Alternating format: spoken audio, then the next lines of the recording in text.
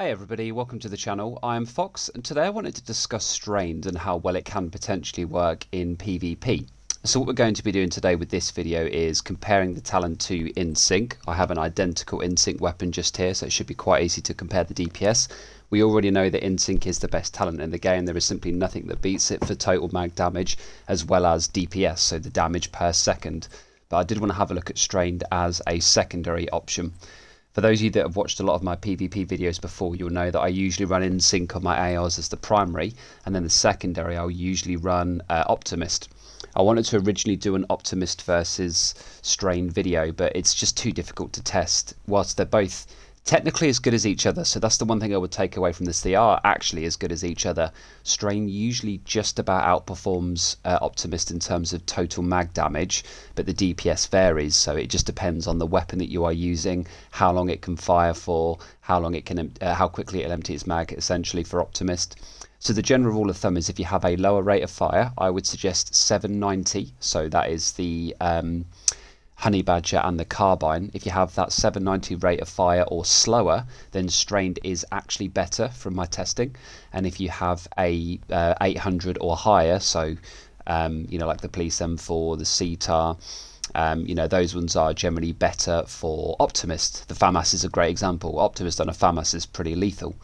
But both are fantastic as secondary talents when you're running a shield In Sync build, because usually when you have to swap to your secondary weapon, that means that you're in the middle of a fight, you've run out of bullets, which means your shield is probably broken, your health is probably potentially low, and you just want to swap to a weapon where you don't need to proc a talent, so to speak. You just want to start firing it and instantly gain a damage buff. So yeah, that's what we're going to look at today. We've already covered Optimist versus In Sync. We're going to go through strain now. And what I'm going to do at the end of this video, once I've shown you some damage numbers in the firing line and gone through the build that I put together, I'm going to load into a conflict game and exclusively use my strain foul just to see how well it can perform. For those of you that remember my Optimist versus In Sync video, which is at the top of your screens now and in the video, in the description below, you'll remember that I was stating that not using a shield on a weapon actually opens up some additional benefits. And whilst In Sync will always do more, if you can peek your corners better because you don't need your shield, if you're disrupted, for example, then that's where these weapons are really strong. So what we'll do in the usual fashion is go through the build starting from the specialization and working our way down to the skills. We're then going to do a quick damage test in the firing range to see just how it compares versus In Sync, and then we're going to load into that conflict game. This will all be timestamped below, of course, alongside the Discord link as well. So if you do want to get into our Discord server, there's LFG options for all individual platforms, instant notifications, updates from Massive, so whenever their servers go down and come up for maintenance and patch notes, that's all posted there. You can set up raids in there with our event planner, there's build discussions, tons of useful features, so be sure to check all of that below before we get started. So let's have a look at the build. We are running a Spotter Vigilance build, as this is basically meta at the moment. Now, of course, this pairs best with In Sync, but we are going to be looking at the strained AR today exclusively in the conflict footage. So, just sort of ignore the In Sync weapon there. But ultimately, Spotter is, in my opinion, one of the best chest damage talents in the game, even though it does a bit less than Glass Cannon and Obliterate. The additional information it provides via the linked laser underbarrel from Technician, so you can essentially just pulse people by looking at them, ADSing, for me just means that it is best in slot. In order to get that attachment, we do need to run Technician, which will also give us the +1 skill tier. So there are a few good reasons for choosing this option. With regards to your grenade, I have forgotten to mention this in previous videos, but when you save a Spotter In Sync loadout, you want to make sure you take off the EMP grenade, as they are terrible. You could gun down a mortar turret and a stinger faster with just an AR as their damage to health, which does indeed work versus deployed skills. So just switch your grenade to the standard concussion grenade so that you can close kills. The weapons that we are using are the FAL. Now, as I previously stated, I do have two identical versions here. So I've got the SA58 Para, rolled to damage to targets that are covering In Sync. But what we're going to be doing today is using the strained variant, which is also rolled to damage to targets that are cover, the most important stat to roll, or the most important minor attribute to roll on your weapon. What strained essentially does is give us 10% crit damage for every 0.5 seconds that we are firing. So of course a mag or a weapon that empties its mag very quickly, within that 2.5 seconds, such as the Vector, for example, or the Lady Death. I know that's an exotic, but those high sort of 800, 900, 1200 RPMs, they don't work with strain very well. What you want is something like the FAL. Even though this only has 40 in the mag, its damage more and accuracy more than make up for it, and this is only 650. But other honourable mentions would be the ACR, the AUG, and of course the AKM. So this is the weapon that we're going to be using as our primary today, so let me just quickly swap those over now. We are still using the Orbit on this build, as it is quite simply the best sidearm in the game for PvP, but any pistol with finisher would be absolutely fine. The way that I've spec'd my build is very similar to my 4 blue original build, which was 2-piece Walker and Coyotes. Now the problem with Strained is that it is only your critical hit damage that's being buffed, so we need to be at the 60% chance cap by default. For those of you that remember my video, which again will be at the top of your screen now, with regards to how to spec your 4 blue builds, and that's in the description below too, you remember that I was sort of damage testing different versions, and what you need to be starting with, the 3 most important things to start with are Foxes, Contractors, and Fenris, in the terms of an AR build, of course. So those 3 things are always very important. Your weapon brand set for whatever weapon you're using, Foxes and Contractors.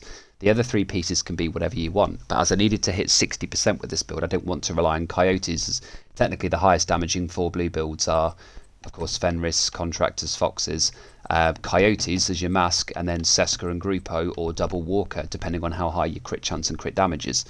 But of course, Coyotes you would always run at 50%. So we've still gone for the Seska Grupo because this is essentially a crit chance, crit dam build, and that allowed us to hit the 60%. But that then left me with a 6th final piece that I was a little bit unsure as to what to put here. Now you can look at something like Providence for the headshot damage, that's always a good thing, but ultimately I want to be able to buff all of my damage, not just my headshot damage. 1-piece Walker is also very effective, that buffed both the crit and base damage, so all of my bullets were essentially hitting harder, but I found that I gained the largest increase by running an improvised holster in which I could slot a critical hit damage mod, so that was my choice here. So looking at the gear from the top, we are running that 1-piece Grupo for the 15%, roll to armor, crit chance and crit damage. We also have that 12% crit damage mod on here. We are running a Seska chest piece with the Spotter talent, as what Spotter essentially does is amplifies total weapon damage and skill damage by 15% to pulsed enemies. This is once again rolled to crit chance, crit dam with that crit dam mod on there. This is one of my 2 reds. The improvised holster is rolled in exactly the same way, but with the crit damage mod on there. So what we essentially have is on the left side already 3 crit damage mods to enhance our strained. On the right side we are running a Fenris backpack, which is the 2nd blue on my build, rolled in exactly the same way as the chest. Weapon damage, crit chance, crit damage, and our 4th and final 12% crit damage mod. So we've got tons of crit damage on this build. We are running Vigilance, as it gives us a multiplicative 25% damage increase, which is fantastic. But other great mentions would be Perfectly Wicked or Wicked if you're running an EMP jammer. Great if you disrupt a skill. It does still proc the talent. And of course Companion, if you run it with a Seeker Mine, or if you're running with a healer group where you're always inside a hive's radius, you're basically going to have Companion up anyway, and you don't lose those benefits if you're within those radiuses. So they could potentially be as good, if not better, than Vigilance, but I want that initial burst damage from Vigilance, so that's why I opted to go for that. And then of course we are running, as I've already stated, the Contractors and Foxes for the 8% multiplicative damage to armor. This is rolled to blue and crit chance. And finally the Overlord, name needs the Fox's Prayer, which is rolled once again to armor. These have the multiplicative 8% damage to targets out of cover and the 12% crit damage on there as well.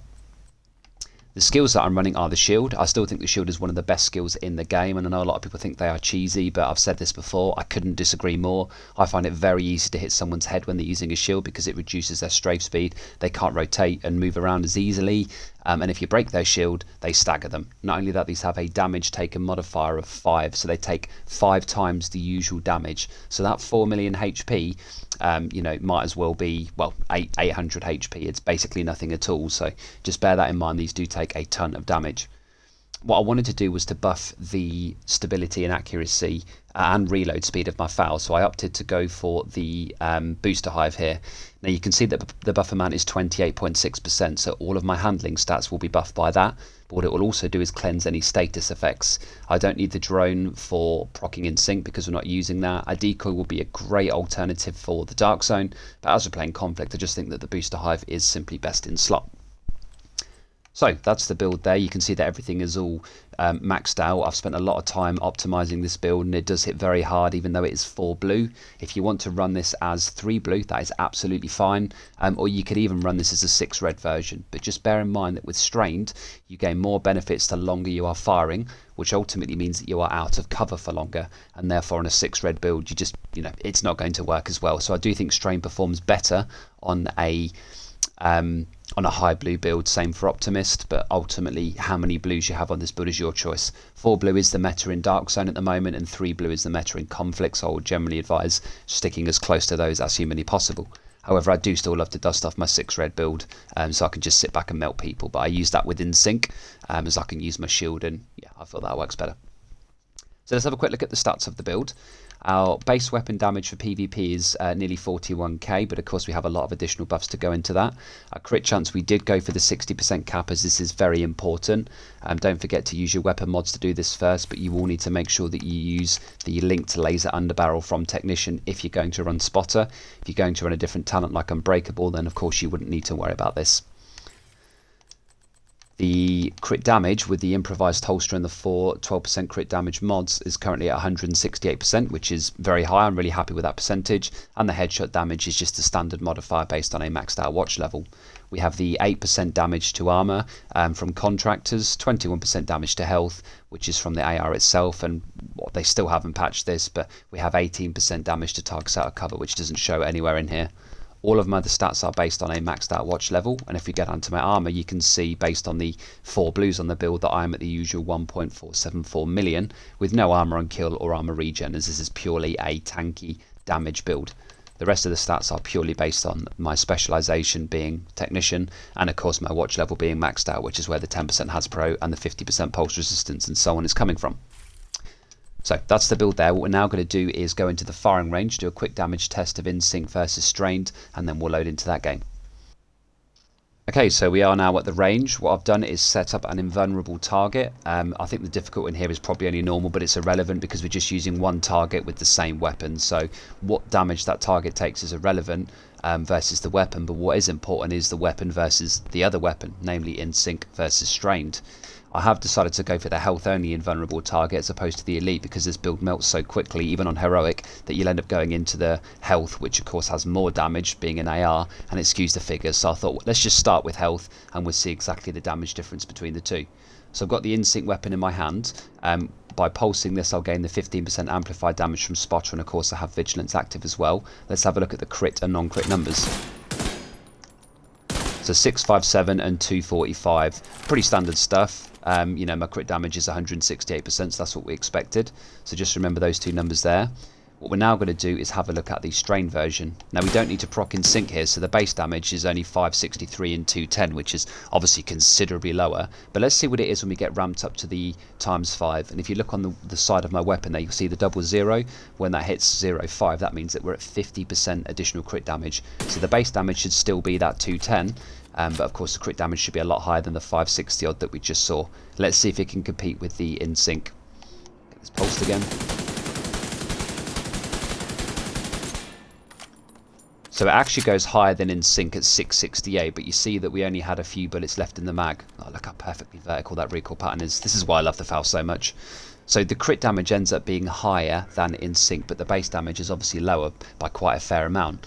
Now what I did was I calculated it at a 60% crit chance ratio, but of course it does ramp up each time, and you've only got around about 10 bullets left in the mag by the time it gets to the 50%. So what to take away from this is that In Sync is better over the total mag and the DPS. It is better, but when it comes to the 50% crit damage, so when you're towards the end of the mag, the DPS of both weapons is almost identical.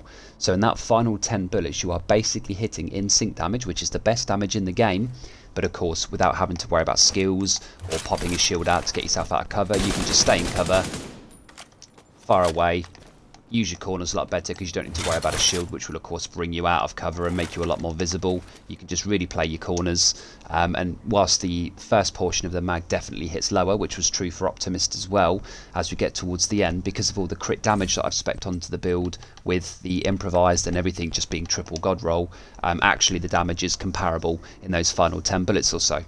So no, it's not as good as In Sync, but yes, it is one of the best talents alongside Optimist to have as your secondary weapon. And as soon as you can't use In Sync for whatever reason, you can just swap to this. Of course, we are going to start and exclusively use this weapon throughout the entire conflict gameplay. So what we'll now do is load into that, and hopefully we'll have a solid game.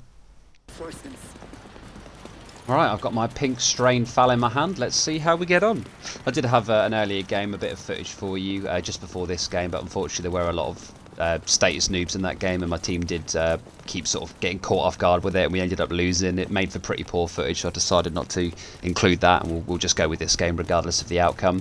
But it did make me think, and I'm just going to ask this outright. For those of you that do enjoy my channel, try your hardest not to run status in conflict. It has made the majority of good players leave the game. You know, it has basically ruined the experience for a lot of players. Oh, where is this guy going? That's a terrible push, my dude. Yeah, just don't do it. It's, you know, you never get better at the game unless you practice with your aim, and obviously using status where you don't need any aim, as it is a low skill loadout, it isn't going to improve your performance over time.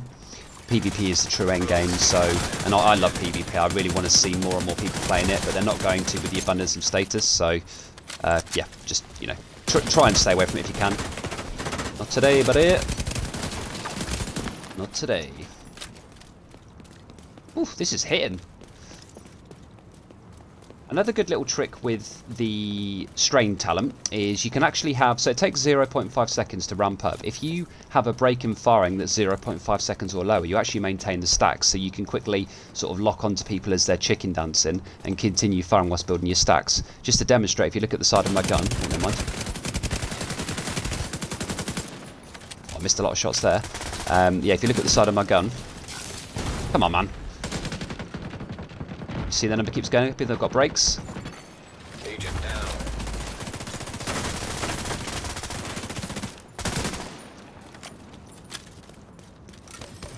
So yeah, you know, Strain is a good talent. You can play around it very well. No, it doesn't hit as hard as In Sync, but it, you know, it's basically the same towards the end of the mag, and at least we haven't got to worry about whipping out our shield and so on. I'm going to try not to use my shield at all in this game if I can avoid it.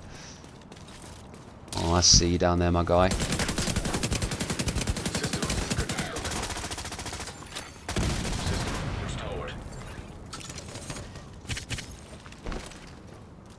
We come at this side. No, we have not.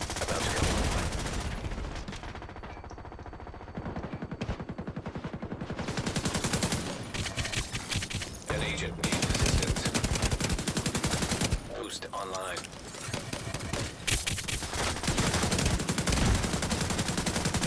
Oh, I killed him with the grenade. Nice. Nice. Okay, they have boost, so we've got to be careful here. Looks like my guy wants to go in and push that. I'm feeling you, good sir. The boost has been taken by the enemy.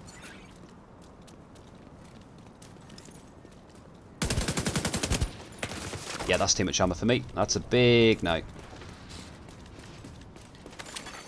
Agent down. Oh, looks like my teammate didn't make the same decision when he should have done.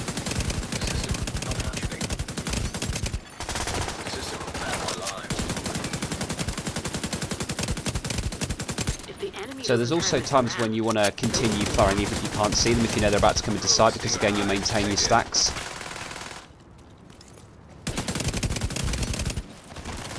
Oh, dude, the damage. That's a 4 blue build. That's a 4 blue build. I mean, that was mostly headshots, and there's a good chance he had glass cannon on there, or I don't know what he had on, but either way, he did not live very long.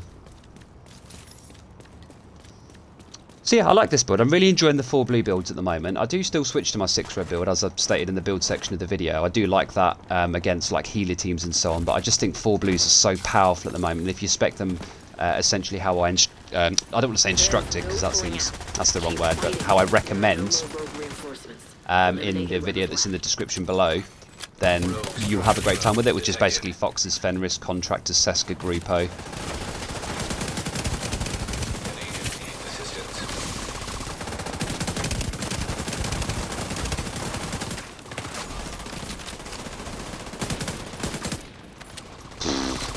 Damn.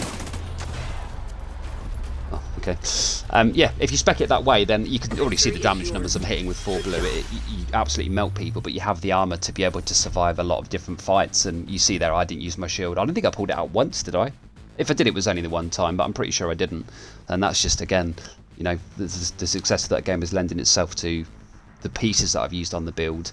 And yeah, the fact that I've got 4 blue, which meant I could get away with not using a shield. I only really use a shield on my In Sync build because it procs In Sync. And you know, it can cause you to die because you don't move as much and your head is very easy to hit when someone's using a shield against you, as you saw against that 6 red guard in their team. I was just doing nothing but hitting his head whilst he was using a shield. I didn't even bother going for the shield. So let's have a look at the scoreboard. We did finish on 10 kills, 0 deaths and 2 assists with 30 million damage, which is highest in the lobby. So, and that was just using Strained with the 4 blue build. So it definitely works. It's a very good talent. Is it as good as In Sync? And on paper, no, but in practice, yes, absolutely. And as a secondary talent, if you have a low rate of fire weapon, best in the game. If you have a high rate of fire weapon, I would still recommend sticking to Optimist, or if you're running Obliterate, Measured could be a better choice as it ramps up your stacks faster.